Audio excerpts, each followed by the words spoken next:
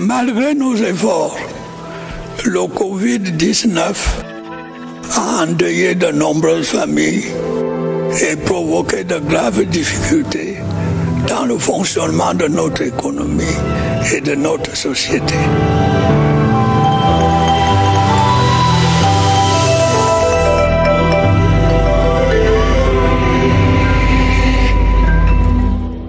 Un État unitaire décentralisé, tel est le Cameroun à la lecture de la Constitution.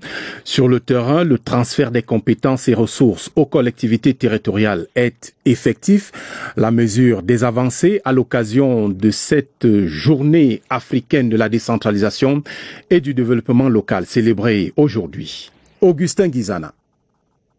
Dans le souci d'harmoniser les politiques en matière de gouvernance et de développement local, les États africains à travers l'Union africaine ont institué une journée de réflexion y afférente en 2011. Le Cameroun n'est pas le parent pauvre dans ce concert des nations. Le pays a intégré la décentralisation dans sa loi fondamentale depuis 1996.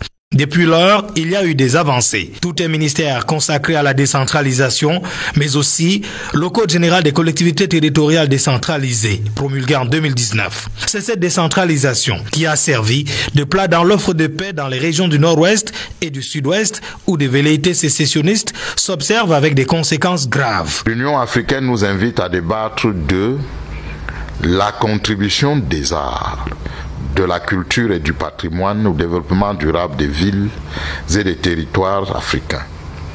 C'est le lieu de rappeler que dans notre pays, ces matières font partie de celles que le législateur a transférées aux régions et aux communes. Aujourd'hui, les régions ont vu le jour. L'État central s'attelle peut-être lentement aux yeux de certaines populations, mais sûrement vers l'atteinte de ses objectifs. Nous avons présenté certaines de nos doléances. Son Excellence, Monsieur le Premier ministre, nous a rassuré que tout est mis en œuvre pour que nous ayons les moyens de faire face à notre mission qui est le développement local. C'est tout l'espoir des populations. Et pour lancer ces célébrations, le ministre de l'administration et du développement, le ministre de la décentralisation et du développement local s'est rendu ce jour même à Limbé, dans le sud-ouest. Georges Elanga Obam, qui donnait aussi le coup d'envoi des festivités marquant la 4e journée africaine de l'enregistrement des faits d'état civil, invite les Camerounais à faire établir les actes de naissance de leurs enfants. Elisabeth Nathalie Song.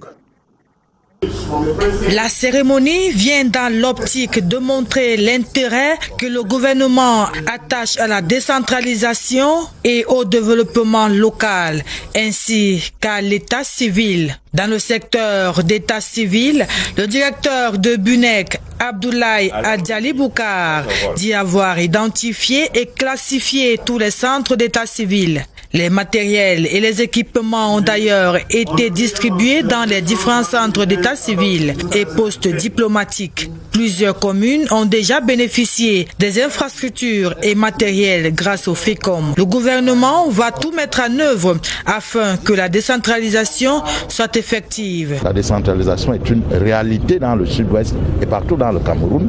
Nous avons apprécié ce que l'on peut confier comme responsabilité à une collectivité, la gestion d'une unité de sapeurs-pompiers. Du jardin botanique de Limbé, le ministre Georges Elanga Obam s'est rendu à Boya, où il a visité le centre spécial civil de cette municipalité. Le ministre a achevé sa première journée de travail à la National School of Local Administration. Dans le nord-ouest, c'est le gouverneur de la région qui présidait les cérémonies. Adolphe Lélé-Lafrique salue les avancées de la décentralisation pour les populations, avec notamment le statut spécial et la mise en place des institutions qui vont avec. Emmanuel Kolokou. Le Nord-Ouest est particulièrement concerné par cette journée africaine dédiée à la décentralisation. Pour les autorités de la région, le processus est à son terme. Le conseil régional a été récemment mis en place. Le Public Independent Conciliator a également prêté serment. autant de structures qui participent du package mis en place par le chef de l'État après le grand dialogue national. Reste en ce moment le retour au calme pour que toutes les populations puissent en bénéficier. Quand on parle de la décentralisation, c'est la dévolution des pouvoirs au bas peuple, à la population, aux communes et aux régions. Mais avec la crise que nous sommes en train de vivre, nous voyons que la population, les villages sont à terre. Cet événement coïncide avec la 4e journée de l'état civil en Afrique, ce qui a amené le BUNEP à revenir sur l'importance de l'enregistrement des états civils dans un contexte de double crise sanitaire et sécuritaire. Ouvrons le dossier du 20h30 par ce chiffre, 1 600 000. C'est le nombre d'enfants qui vont à l'école sans acte de naissance au Cameroun. Et cette vague ne vaut que pour la période 2020-2021. Un score qui sonne faux en ces 10 août de célébration de la journée africaine de l'enregistrement des faits d'actes civils. Daniel Menanga. Avenir en péril. Parmi ces enfants, des sans extraits d'actes de naissance. Le Bureau national de l'état civil a enregistré 1 600 000 cette année scolaire 2020-2021 au Cameroun. Au Cameroun, nous avons que 33% des enfants, n'est-ce pas, qui ne sont pas enregistrés à l'état civil. L'identification au niveau de la région de l'extrême nord est de 402 000 enfants. Plus d'1 million d'enfants scolarisés officiellement concernés, c'est bien plus, vu la réalité du sous-enregistrement. Tous exposés à l'enrôlement dans des réseaux de trafic, de prostitution, de travail forcé, de vente de drogue et d'organes. La méconnaissance des populations de l'importance de l'enregistrement des faits d'état civil. Il y a des barrières culturelles, religieuses, financières, aussi des problèmes d'insécurité. Le Cameroun ne compte que 2500 centres d'état civil, pas assez pour promouvoir la culture de l'enregistrement à l'état civil. Accès au premier des droits, l'identité, selon la Convention internationale des droits de l'enfant. Et pour combattre ce phénomène d'enfants fantômes, gouvernement, élites et autorités locales entreprennent des actions de sensibilisation sur le terrain dans le seul but de faciliter l'enregistrement des naissances et d'en établir les actes. Elvire Angeline Ebalé. 3 mois de gratuité pour l'établissement des actes de naissance. Mais l'opération sans frais payés, qui ne suffit pas à éveiller les consciences et à galvaniser la population, objectif recherché pourtant. L'urgence est de jouer la carte de la sensibilisation. Nous faisons un effort tout particulier en sensibilisant, n'est-ce pas, les centres d'état civil secondaires. Au niveau des chefferies traditionnelles, nous sensibilisons pour que les chefs traditionnels, n'est-ce pas, aident ceux qui ont des difficultés. Les premières actions du BUNEC, n'est-ce pas, ont été, n'est-ce pas, des actions de communication pour faire connaître aux populations l'importance de l'enregistrement de naissance. Le BUNEC aussi a entrepris, n'est-ce pas, de faire un plaidoyer pour, n'est-ce pas, réduire le coût du jugement supplétif. Pour les élites et autorités locales, le challenge est de déjouer les statistiques. À ce moment, nous sommes à 3167. Ça veut dire que c'est croissant. Dans ma commune, on a recensé plus de 1000 enfants sans acte d'état civil. Donc j'imagine que c'est plus que ça parce que d'autres parents n'ont même pas été recensés. Malgré ces efforts ciblés, le défi demeure. La collaboration entre les municipalités et le BUNEC doit donc être renforcée afin de permettre au plus grand nombre d'avoir une existence légale. Toujours dans l'actualité, c'est une réunion de crise qui s'est tenue ce jour au ministère des Transports après la série d'accidents ayant fait 40 morts dans le centre il y a quelques jours. Les promoteurs d'agences de voyage et le ministre des Transports tiraient les leçons et conséquences de ces drames. Conclusion des échanges, Cyril Kingembepe. Nous ne voulons plus avoir de morts sur nous. Le ton se voudrait ferme. Les principaux responsables des hécatombes sur les routes sont les propriétaires des agences de voyage. Ils ont manqué à leur devoir de contrôle, rappelle le ministre des Transports. Ils devraient désormais lever le pied sur l'accélérateur. 5 heures entre Douala et Yaoundé-Bafoussam, puis 6 heures entre Yaoundé et Bertois et Douala-Bafoussam.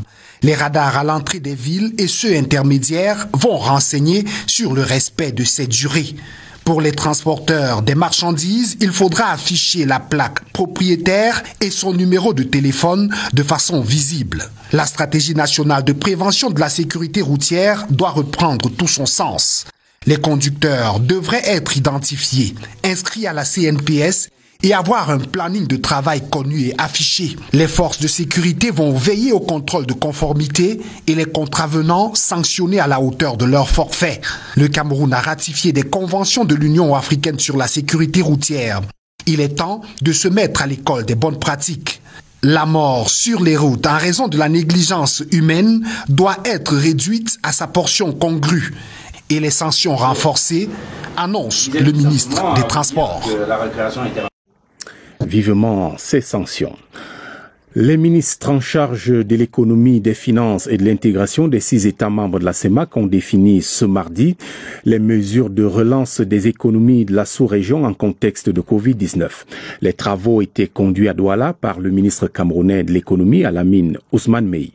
Les précisions avec Marie-Laurence Key. Les économies de la CEMAC ploient sous la strangulation des effets de la pandémie. Les déficits sont aggravés. Le stock de la dette est passé de 49,1% à 55,6% du PIB. Les réserves de change ont perdu 1116 milliards de francs CFA. Les finances publiques ont été amputés de 2747 milliards de francs CFA. Il faut faire repartir l'activité économique de manière vigoureuse. Au moment où nos pays ont engagé les négociations pour les programmes de seconde génération avec le FMI, les objectifs de transformation structurelle de nos économies doivent être au cœur de nos préoccupations. D'abord, assurer une riposte adéquate à la pandémie de la COVID-19 et ensuite reconstituer nos économies sur les modèles appropriés, résilience, porteurs de croissance et d'emploi, a dit le ministre Alamine Ousmane Mey lors de ses travaux. Les pays sont donc invités à faire de la relance économique post-Covid-19 une cause commune, c'est-à-dire communautaire, intégrée en vue de la transformation structurelle et l'émergence de la communauté économique et monétaire de l'Afrique centrale. Cela ne passera que par la mobilisation effective des ressources promises pour le financement des 11 projets intégrateurs, ainsi que dans le suivi de leur mise en œuvre. La mise en œuvre des réformes structurelles, notamment dans le cadre des programmes de seconde génération avec le FMI, que nos États devraient conclure dans les meilleurs délais. De nouvelles mesures devront renforcer ce sommet de réforme de la CEMAC. Toutes ces mesures et bien d'autres seront examinées lors du sommet extraordinaire des chefs d'État de la CEMAC qui pointe déjà à l'horizon.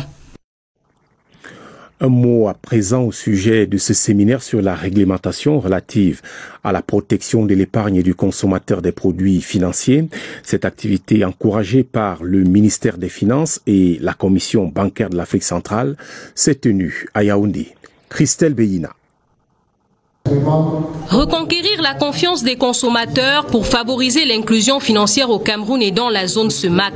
Tel est l'enjeu du séminaire de sensibilisation et de vulgarisation des textes réglementaires CEMAC-COBAC portant sur la protection de l'épargne et du consommateur des produits financiers. Pour relever ce défi majeur, un accent particulier est mis sur l'implémentation de la nouvelle réglementation bancaire au sein des établissements de microfinance. Au cours de ces échanges, les participants ont été invités à investir dans les régions à fort potentiel d'emploi. Dans cette région, il y a une concentration des établissements de microfinance. Il y a des acteurs, il y a des populations qui sont intéressées, qui savent ce que c'est que la microfinance. Par contre, quand vous allez dans la région du Sud, cette culture est encore embryonnaire. Cette sensibilisation dirigée à l'endroit des producteurs et consommateurs de produits et services financiers devrait garantir une meilleure applicabilité des textes notifiés par la COBAC et la CEMAC en 2020. Revient désormais aux établissements de microfinance d'en faire bonne et saine application pour une croissance financière durable au Cameroun et dans la sous-région. Les responsables des organismes nationaux de la normalisation de la CEMAC et du Togo en conclave depuis ce matin à Yaoundé. La réunion est placée sous la bannière de l'Organisation régionale africaine de la normalisation et présidée par le directeur général de la Nord, Charles Botoangon. Enjeux et perspectives des assises, Franck Evina. Depuis le 1er janvier 2021, l'accord portant création de la zone de libre-échange continentale africaine est dans sa phase opérationnelle. Au cœur du mécanisme de suivi et d'élimination des barrières non tarifaires, l'Organisation africaine de normalisation, ARSO.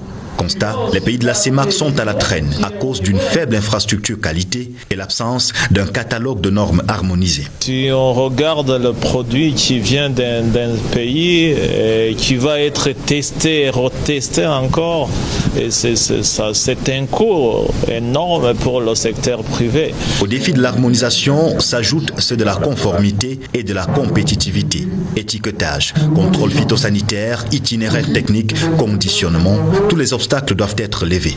Nous devons également harmoniser les méthodes d'évaluation de la conformité. Ça voudrait dire que si les tests sont faits dans un pays, nous n'avons pas besoin de refaire ces tests dans d'autres pays.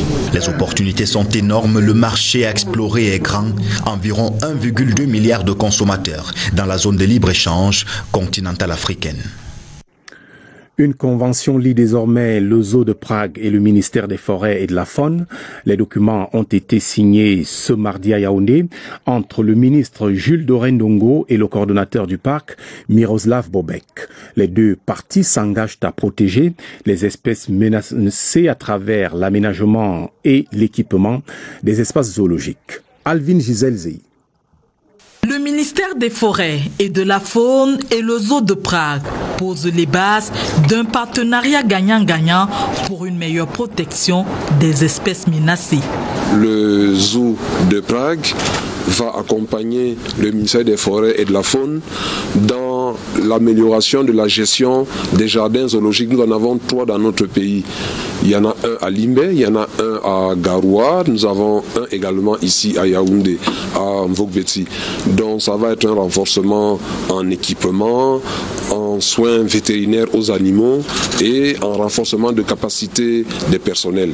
Ce mémorandum d'entente est la nouvelle page d'une coopération déjà fructueuse. Ils sont dans notre pays depuis longtemps avec ce projet relatif aux bus ambulants. Les espèces menacées qui peuplent les forêts camerounaises auront à travers ce mémorandum et se charger de l'implémenter des éco-gardes à même de veiller sur leur suivi.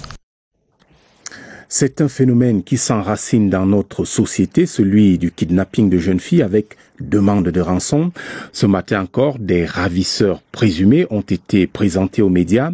Ils sont tombés dans un coup de filet tendu par les éléments de la division régionale de la police judiciaire du centre. Les deux bourreaux avaient séquestré et violé leurs victimes. Pierre Evembe. Ils n'ont même pas encore 24 ans et pourtant, ils ont des pensées aussi noires que la période du chaos. Jean Terre Dambaga et Melvin Meillon Kabaté, les présumés suspects ont kidnappé la jeune Erika Madem. Ils l'ont séquestrée, puis violée à plusieurs reprises et dans leur boulimie du mal, demandé une rançon de 500 000 francs CFA aux parents de la victime. Dans un moment d'amour profond et de psychose totale, ces derniers paieront 300 000 francs pour voir leur fille être relaxée. Mais la police et notamment les fins limiers de la division régionale de la police judiciaire du centre vont poursuivre la traque pour mettre la main sur ces individus. La DRPJ, à travers les méthodes qui nous sont propres, a mis en place un ensemble de fonctionnaires de la Sûreté nationale qui ont fait irruption au domicile de ces deux kidnappeurs à l'aurore de la journée du 29 juillet 2021 dans les encablures de la ville de Mfou.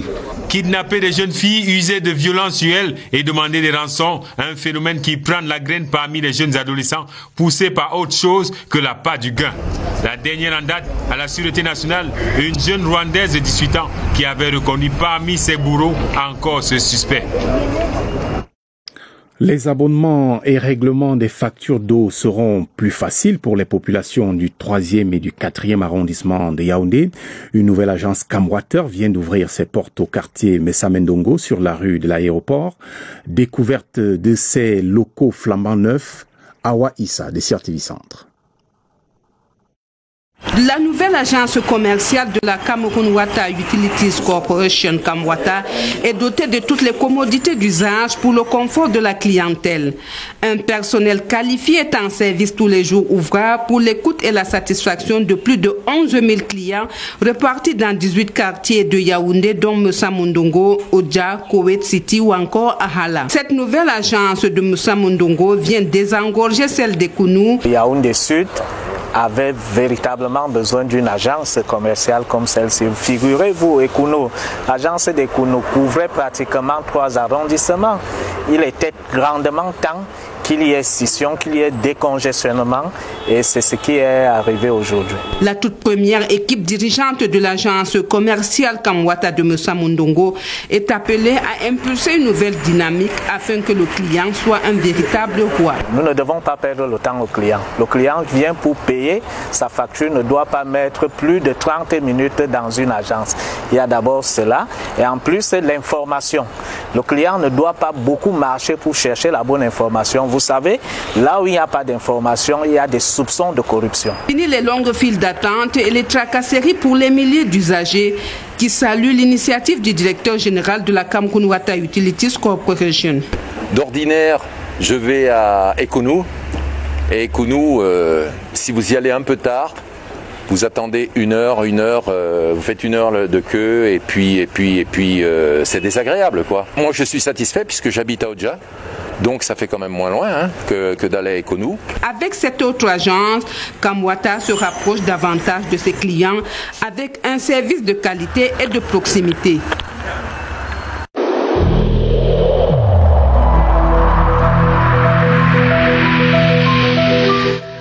Je vous exhorte de nouveau à porter vos masques, à vous laver régulièrement les mains et à faire appel à un médecin ou à tout autre personnel de santé au cas où des symptômes apparaissent. –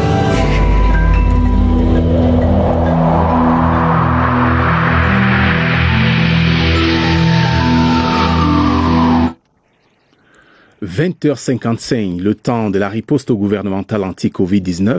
Les voyageurs se rendant à l'étranger peuvent faire le suivi de leur test Covid et ceci du prélèvement au résultat. C'est en tout cas l'une des solutions proposées par la coordination des opérations d'urgence de santé publique. D'autres solutions dans cet entretien d'Évariste Eyenga avec le docteur Joseph Fokam. Évariste, bonsoir. Je pense que vous nous avez fait promesse de ces informations depuis hier.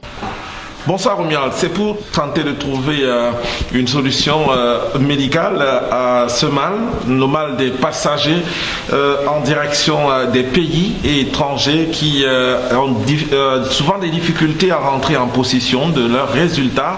Quelques promis, hier le docteur Joseph Fokam est là pour envisager avec nous ici les solutions qui sont presque prises déjà. Bonsoir. Bonsoir Évariste. Alors, comment on fait pour éviter qu'à l'avenir il y ait ce souci de résultats rendus en retard?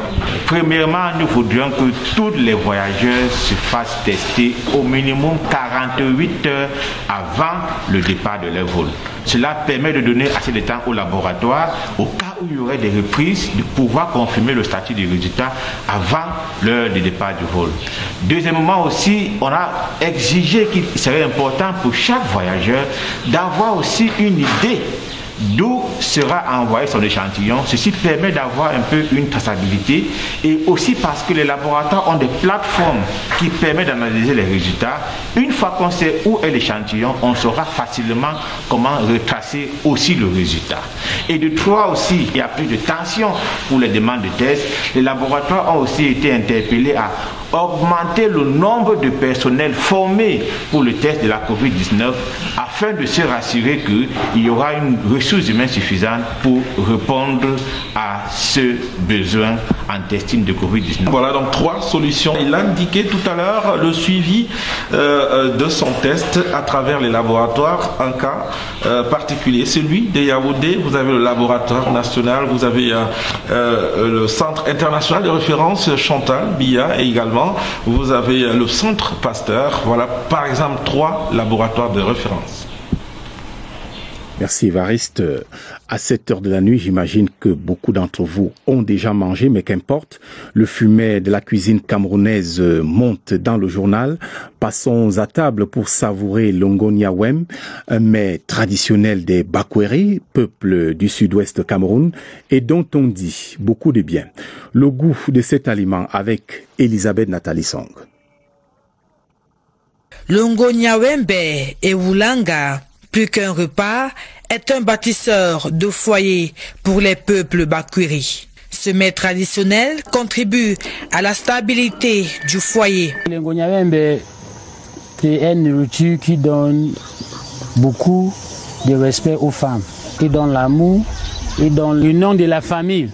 Quand on parlait de Ngoniawembe et Wulanga, quand les femmes pilent, quand ils pilent, ça donne le respect, ça donne l'amour. Cet attrait traditionnel des peuples situés au pied du mont Fako, dans la région du sud-ouest, trouve son originalité dans sa composition. Ces épices sont le fruit des forêts. La préparation du ngoniawembe obéit à une technique bien précise. La jeune génération trouverait un grand intérêt à saisir le témoin. J'apprends comment on préparait notre nourriture traditionnelle. On a le fait de macabo et on utilise les condiments pour préparer la sauce. Pour les patriarches, le ngoniawembe fait partie du patrimoine culturel. Il est donc plus qu'urgent de le protéger. Si vous voulez respect et amour, il ne vous reste donc plus qu'à goûter ce fameux ngoniawembe. La CRTV, au cœur de la CAN Total Énergie Cameroun 2021, le top management a réuni l'ensemble du personnel ce mardi. Charles Ndongo évaluait les préparatifs de la production du signal et de la couverture de l'événement. Il demande la mobilisation de tous les talents et de toutes les énergies de l'office. Aboubakar Abo. Le rendu devra être de qualité supérieure. La CRTV en mode haute définition ne peut se permettre de décevoir ses regards. Par millions qu'elle cristallisera lors de la CAN 2021 au Cameroun.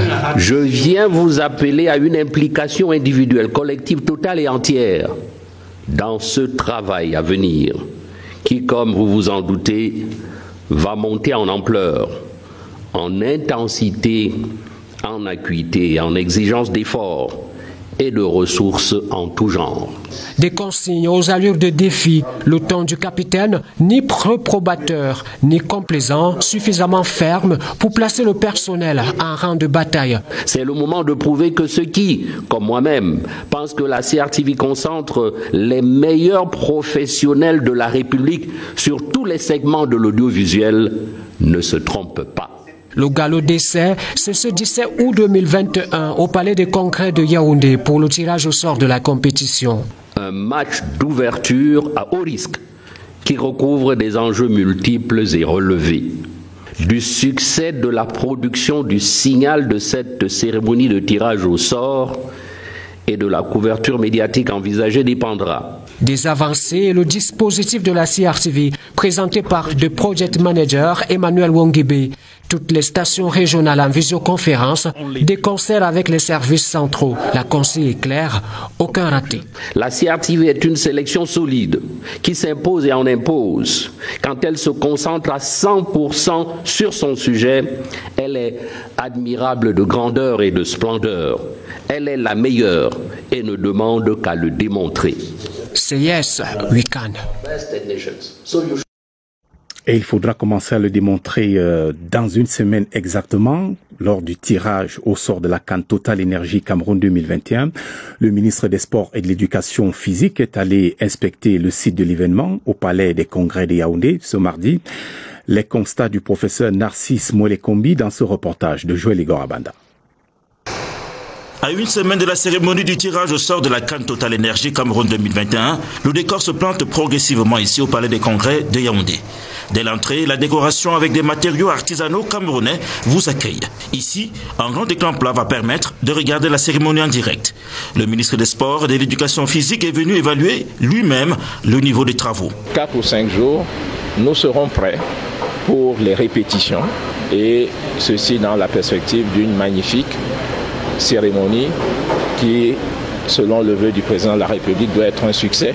À l'intérieur, le podium se met progressivement en place. Les travaux vont bon train.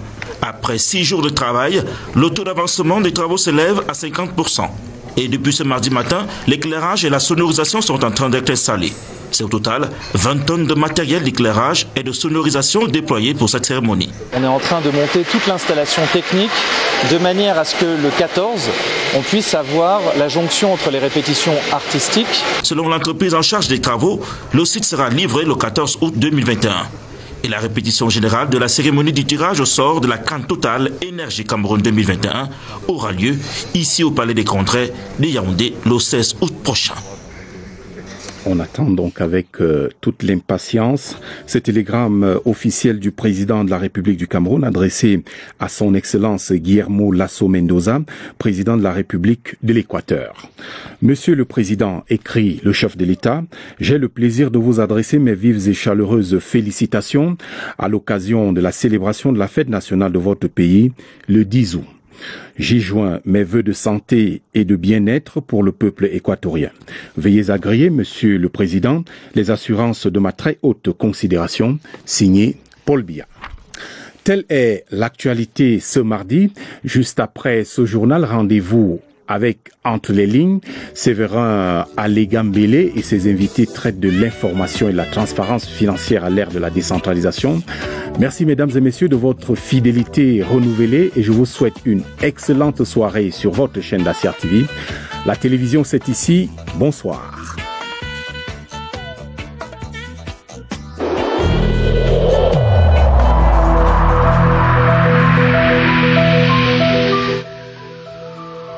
Malgré nos efforts, le Covid-19 a endeuillé de nombreuses familles et provoqué de graves difficultés dans le fonctionnement de notre économie et de notre société.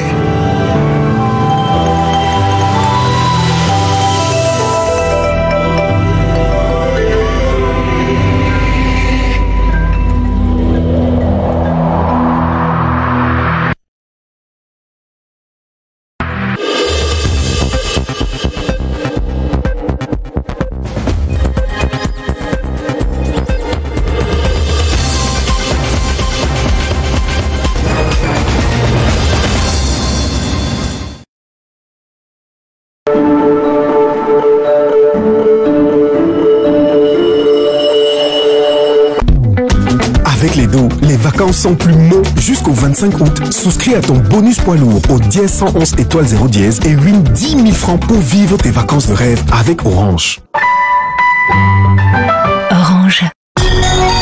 IFTIC Sup lance un appel à candidature pour l'année académique 2021-2022 du Master en gestion des ressources humaines, diplôme de l'École supérieure des sciences économiques et commerciales, ESSEC, de l'Université de Douala. Ce master est ouvert aux titulaires d'un Bac plus 4 en GRH, management des organisations, finance et comptabilité, gestion de l'entrepreneuriat, audit et contrôle de gestion ou diplôme équivalent. Date limite des dépôts des dossiers le vendredi 20 août 2021 dans le campus de l'IFTIC Sup en Kolanga sur la route d'un fou non loin de l'IAI Cameroun. Contact 243 013 233 677 238 316. It's time to ensure a quality education for your child. Located at Bonanjo in Douala, Douala Cambridge International School is a crèche from 9 months with a specialized team in childcare. DCIS is a nursery and primary school with interactive learning and cross-curricular pedagogy. DCIS is also an academy for extracurricular activities, art, music, dance and sport. This academic school year 2021-2022, DCIS DCIS opens the secondary school. DCIS Secondary will be offering a blended curriculum consisting of the Cameroon GCE and the prestigious Cambridge program. At DCIS, it's maximum 15 children per classroom. Registrations are open. www.dcis-school.net 694-243242 676-416661. DCIS, shaping our children's future. L'avantage de jouer à domicile. Il est plus difficile d'atteindre ses objectifs sans ce soutien. Nous pensons qu'il en est de même en dehors d'un terrain de football. De ce fait, nous allions avec Guinness pour aider les jeunes femmes du Cameroun à obtenir ce soutien dont elles ont besoin pour réussir. Car si nous soutenons leurs rêves, tout devient